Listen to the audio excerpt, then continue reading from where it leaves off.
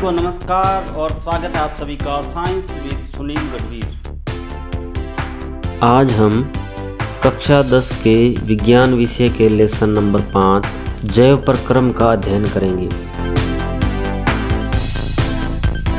वहन हमारे शरीर के अंदर फेफड़ों के द्वारा ऑक्सीजन गैस ली जाती है और उस ऑक्सीजन को शरीर की समस्त कोशिकाओं तक पहुंचाया जाता है।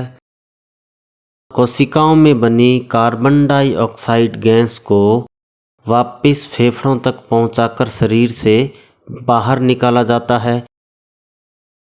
इसी प्रकार छोटी आंत के अंदर भोजन का संपूर्ण पाचन होता है और पचे हुए भोजन को शरीर के समस्त भागों तक पहुंचाया जाता है। तो शरीर में विभिन्न पदार्थों को एक स्थान से दूसरे स्थान तक लाना ले जाना वहन कहलाता है। मानव शरीर में वहन का कार्य रक्त करता है। रक्त एक तरल संयोजी ऊतक है। यह दो भागों से मिलकर बनता है, प्लाज्मा और रक्त कणिकाएं। रक्त के अंदर लगभग आधा प्लाज्मा और आधा भाग रक्त कणिकाएं होती है। हमारे रक्त में प्लाज्मा 55% होता है। यह प्लाज्मा 90% पानी और 10% अन्य अकार्बनिक पदार्थों से मिलकर बनता है।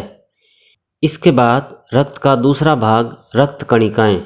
रक्त का 45% भाग रक्त कणिकाओं के द्वारा मिलकर बनता है। हमारे शरीर में 3 प्रकार की रक्त कणिकाएं पाई जाती है। पहली है लाल रक्त कणिकाएं, दूसरी सफ़ेद रक्त कणिकाएं और तीसरा भाग है प्लेटलेट्स।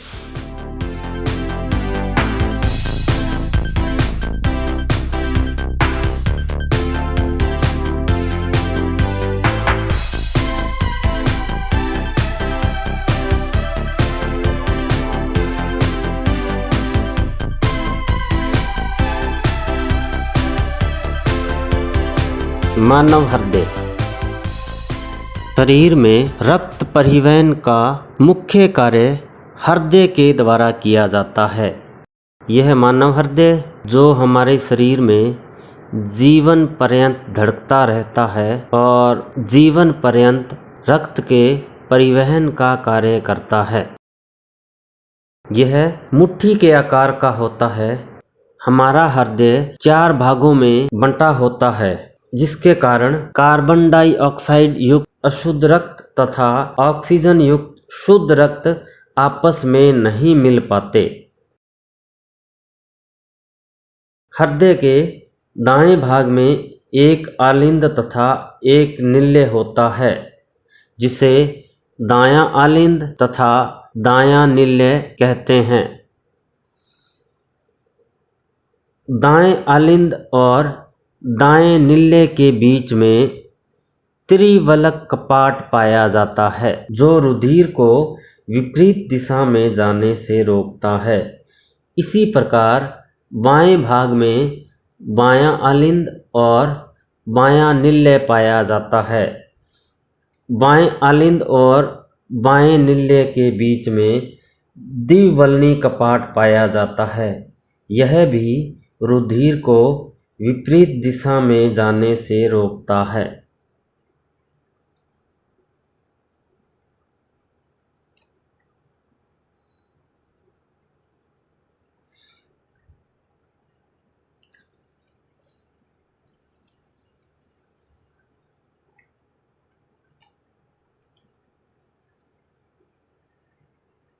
शरीर से कार्बन डाइऑक्साइड युक्त रक्त महाशिरा के द्वारा हृदय के दाएं आलिंद में पहुंचता है तथा महाधमनी के द्वारा ऑक्सीजन युक्त रक्त हृदय से शरीर के समस्त भागों में पहुंचता है।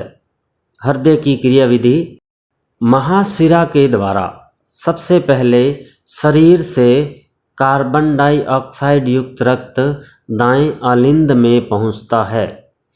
दाएं आलिंद से यह रक्त दाएं निल्य में पहुंचता है। जब दायां निल्य संकुचित होता है तो यह रक्त धमनियों के द्वारा हमारे फेफड़ों में पहुंचता है। इसी प्रकार फेफड़ों से ऑक्सीजन युक्त रक्त सबसे पहले बाएं आलिंद में पहुंचता है। बाएं आलिंद से यह रक्त बाएं निल्य में पहुंचता है और बायां निल्य जब संकुचित होता है तो यह रक्त महाधमनी के द्वारा हमारे शरीर में पहुंचता है। इसकी क्रियाविधि इस प्रकार से होगी। शरीर से कार्बन डाइऑक्साइड युक्त रक्त सबसे पहले हृदय के दाएं आलिंद में पहुंचता है और दाएं आलिंद से होते हुए धमनी के द्वारा यह रक्त फेफड़ों तक पहुंचता है, जहां से कार्बन डाइऑक्साइड को फेफड़ों में छोड़ दिया जाता है और फेफड़ों से ली गई ऑक्सीजन युक्त रक्त शिरा के द्वारा सबसे पहले बाएं आलिंद में पहुंचता है और बाएं आलिंद के बाद बाएं निल्ले से होता हुआ यह महाधमनी के द्वारा हमारे शरीर में पहुंचता है। गैसों के परिवहन के अलावा रुधिर हमारे शरीर का तापक्रम भी बनाए रखता है तथा छोटी आंत के द्वारा पचित भोजन को शरीर के समस्त भागों तक पहुंचाने का कार्य भी करता है। सरीसृप जैसे जंतुओं का हृदय 3 कोशिकीय होता है। ये ऑक्सीजन व कार्बन डाइऑक्साइड युक्त रक्त को कुछ सीमा तक मिलना सहन कर सकते हैं। इसी प्रकार मछली का हृदय 2 कोशिकीय होता है। हृदय में रक्त कलोम में भेजा जाता है जो ऑक्सीजन युक्त होता है और सीधा शरीर में भेज दिया जाता है। इस प्रकार मछली के शरीर में एक चक्कर में केवल एक बार ही रुधिर हृदय में जाता है। दूसरी ओर अन्य जीवों में प्रत्येक चक्कर में रुधिर 2 बार हृदय में जाता है, इसलिए इसे दोहरा परिसंचरण कहते हैं।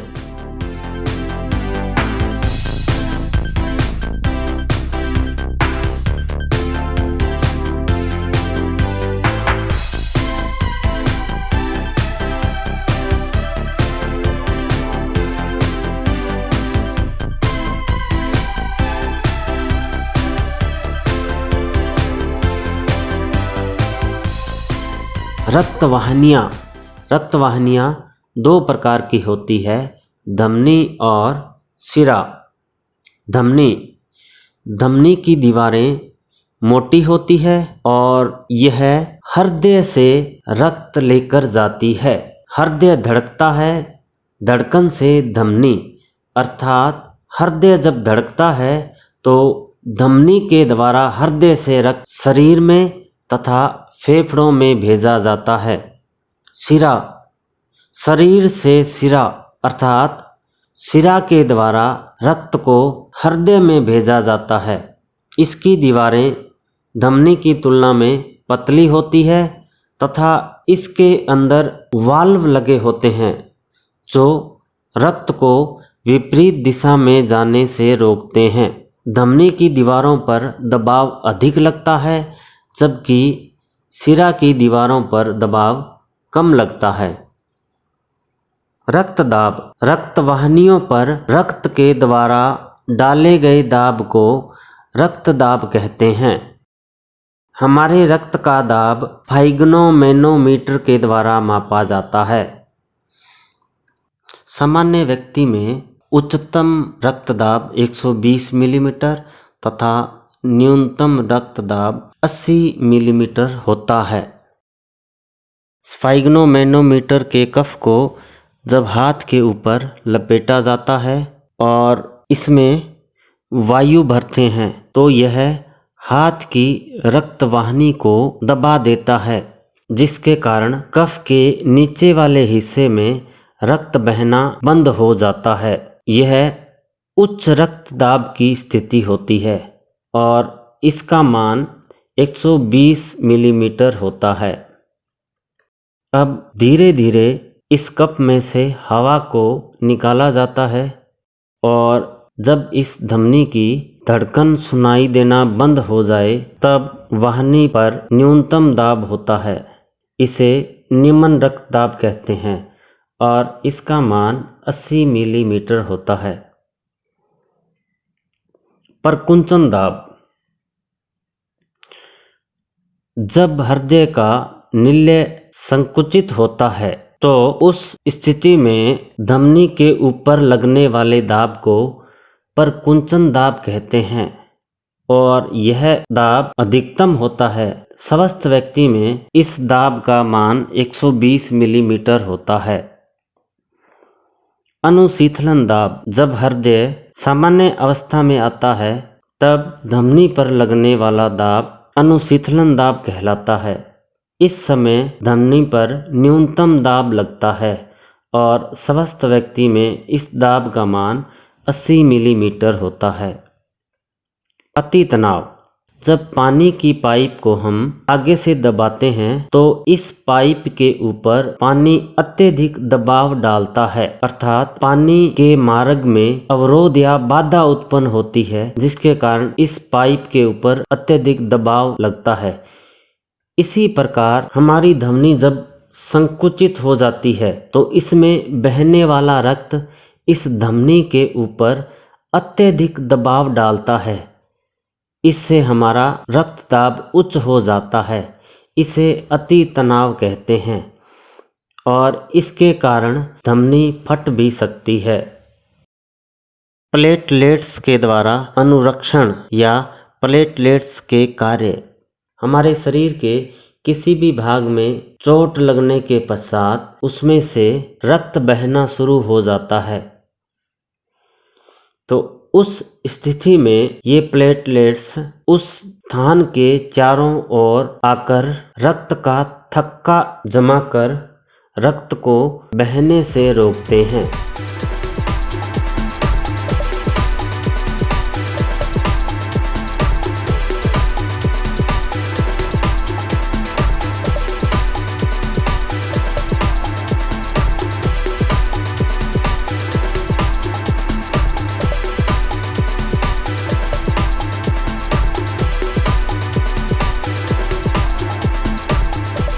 लसिका। लसिका एक प्रकार का द्रव है। इसका निर्माण कोशिकाओं की भित्ति में उपस्थित छिद्रों द्वारा कुछ प्लाज्मा प्रोटीन तथा रुधिर कोशिकाओं के बाहर निकलने से होता है। यह प्लाज्मा की तरह ही होता है लेकिन रंगहीन होता है। यह रुधिर से बाहर निकलकर लसिका ऊतक के रूप में लसिका वाहिनियों में जाती है तथा लसिका अलग से लसिका प्रणाली का निर्माण करती है।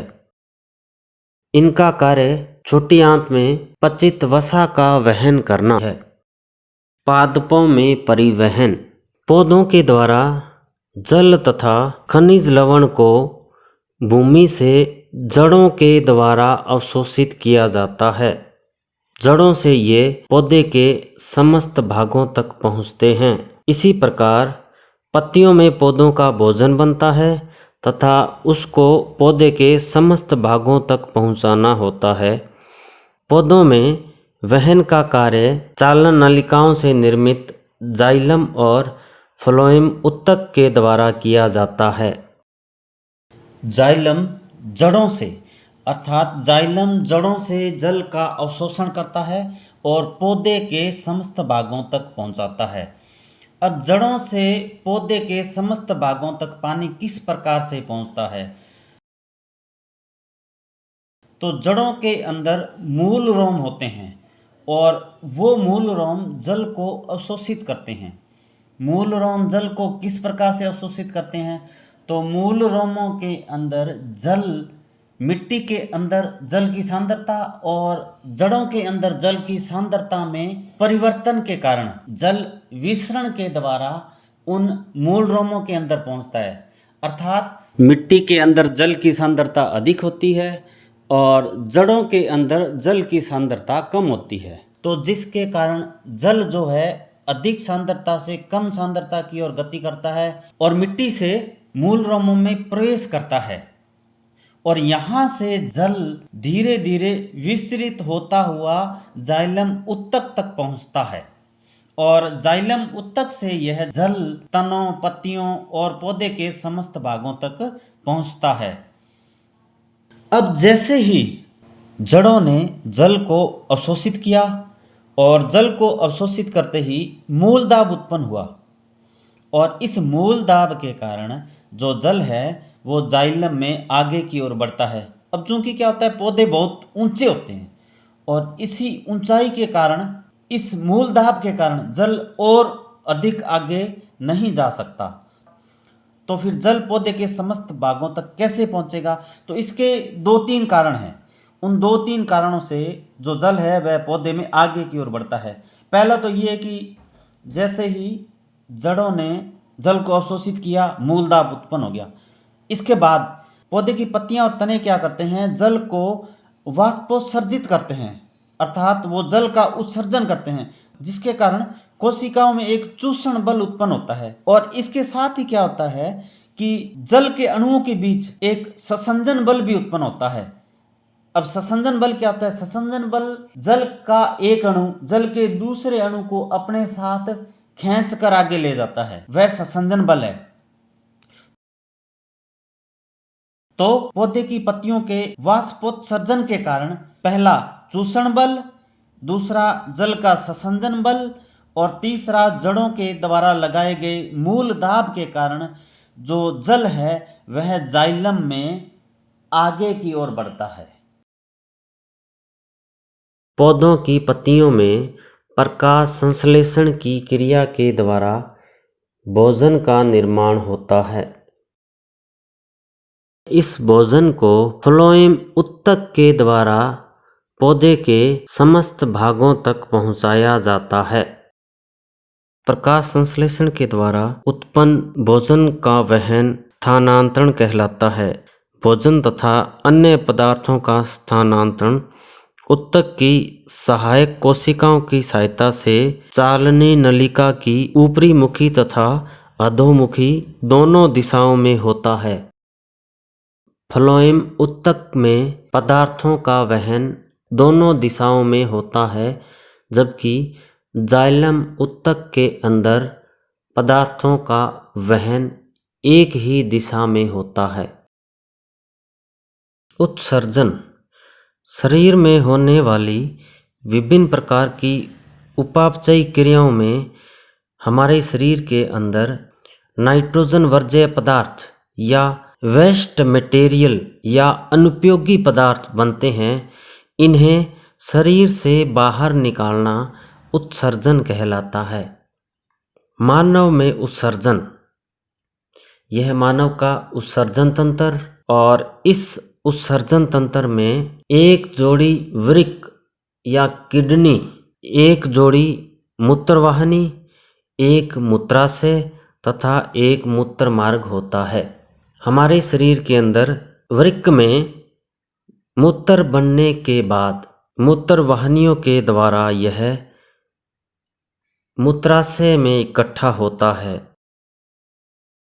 जहां से मूत्राशय के दबाव के कारण यह मूत्र मार्ग से बाहर निकाल दिया जाता है। हमारे शरीर में मूत्र का निर्माण किस प्रकार से होता है? हमारे शरीर के अंदर पाई जाने वाली किडनी या वृक्क के अंदर मूत्र का निर्माण होता है। इसमें ये उभरा हुआ भाग मध्यांश पिरामिड कहलाता है और इस पिरामिड के अंदर अनेक संख्या में वृक्काणु या नेफ्रॉन पाए जाते हैं, जो शरीर में रक्त को छानने या रक्त को फिल्टर करने का कार्य करते हैं।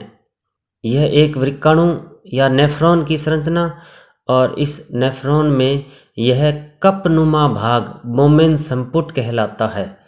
बोमेन संपुट के अंदर कोशिकाओं का गुच्छा पाया जाता है जिसे ग्लामेरुलस या कोशिका गुच्छ कहते हैं।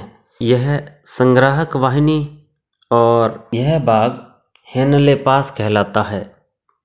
वृक्क धमनी के द्वारा अशुद्ध रक्त इस वृक्काणु में प्रवेश करता है और वृक्क शिरा के द्वारा शुद्ध होकर इसमें से बाहर निकलता है। इस नेफ्रॉन के द्वारा रक्त में से यूरिया, यूरिक अम्ल, ग्लूकोज, एमिनो अम्ल, लवण तथा जल का अवशोषण किया जाता है। नेफ्रॉन में निस्यंदन तथा पुनः अवशोषण के द्वारा मूत्र का निर्माण होता है। संग्राहक नालिका के द्वारा यह मूत्र हमारे मूत्र वाहिनी से होते हुए मूत्राशय में इकट्ठा होता है। अपोहन हमारे शरीर में खून या रक्त को छानने का कार्य हमारे शरीर में पाए जाने वाले वृक्काणु या किडनी करती है। किन्हीं कारणों से यदि मानव की किडनियां खराब हो जाए तो खून में जो अपशिष्ट पदार्थ बनते हैं उन्हें कृत्रिम रूप से मशीनों के द्वारा बाहर निकालने की प्रक्रिया को अपोहन कहते हैं। इस विधि में व्यक्ति के रक्त को मशीन में से गुजारा जाता है और उस मशीन में यह रक्त फिल्टर होता है और इस फिल्टर रक्त को वापस व्यक्ति के शरीर में भेज दिया जाता है। इस प्रकार व्यक्ति के रक्त में से अपशिष्ट पदार्थ अलग हो जाते हैं और शुद्ध रक्त उसके शरीर में पहुंच जाता है। एक स्वस्थ व्यक्ति में प्रतिदिन 180 लीटर रक्त किडनी के द्वारा फिल्टर किया जाता है। हालांकि एक दिन में 1 या 2 लीटर मूत्र का उत्सर्जन किया जाता है क्योंकि शेष निस्यंदन वृक्क नलिकाओं में पुनः अवशोषित हो जाता है।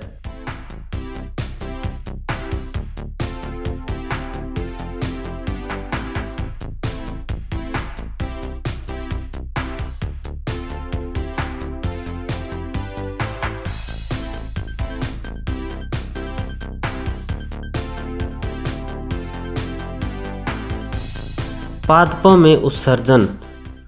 पादपों में ऑक्सीजन को प्रकाश संश्लेषण में अतिरिक्त जल को वाष्पोत्सर्जन द्वारा बाहर निकाल दिया जाता है। इसके अलावा पादप पत्ती, पुष्प एवं छाल को अपने से अलग करते हैं। बहुत से अपशिष्ट पदार्थ पत्तियों की रिक्तिकाओं में संचित हो जाते हैं जो पत्तियों के गिरने से स्वतः ही अलग हो जाते हैं। अन्य अपशिष्ट उत्पाद रेजिन तथा गोंद जाइलम में संचित रहते हैं। तो यह आपका लेसन नंबर 5 जैव प्रक्रम कंप्लीट। मिलते हैं नेक्स्ट लेसन नियंत्रण एवं समन्वय में।